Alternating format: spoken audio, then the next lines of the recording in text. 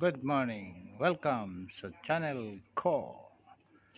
Papakita ko sa inyo ngayon kung anong kulay ng uwak o anong klaseng uwak ang meron dito.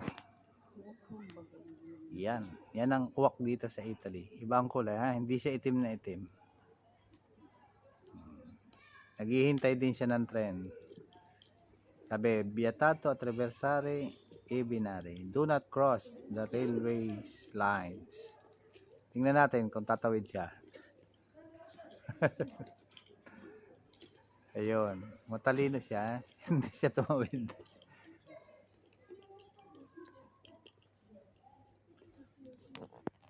Happy Sunday, everyone. At nandito tayo sa train station at nagkabang tayo ng train.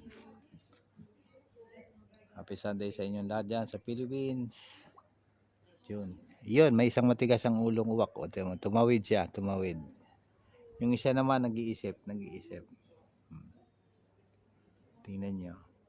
Kaya may matalinong uwak, may malakas ang loob at hindi matalinong uwak. Ayun, oh, babalik na naman. Naghihintay siya ng tren, gustong magpasagasa.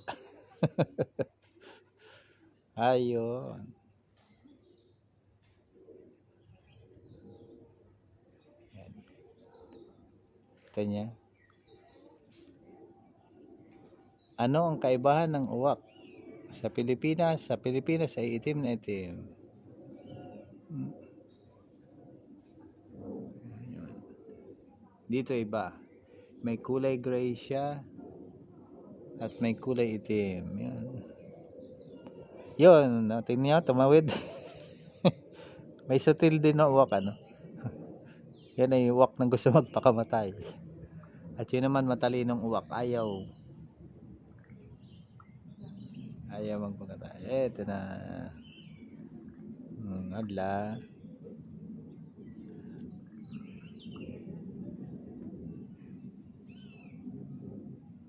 Quack, quack. Yan, tumawid siya.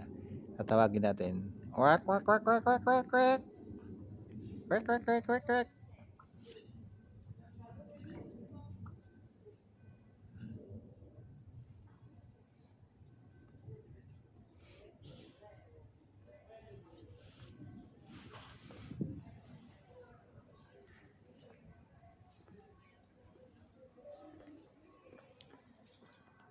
Ngayon guys, linggo ngayon.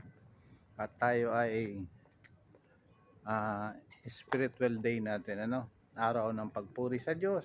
Pagsamba, kailangan ay dumalo tayo sa ating mga pagpupulong upang tayo ay mag-recharge.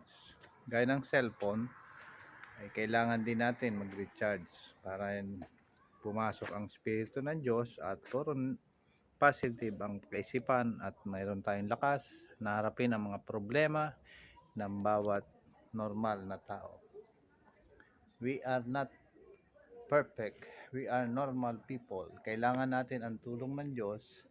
Kaya kailangan natin ang spiritual food, mga pagkain spiritual upang lumakas ang ating spiritualidad at hindi tayo matukso sa mga problema na dumarating at manghina. Kaya ito pong muli ang inyong kaibigan, si Kalingap Ed Elia Vlogs ay nagpapaalam mula dito sa Italy. Itong masabi ko, I love you. Salamat po. Bye-bye.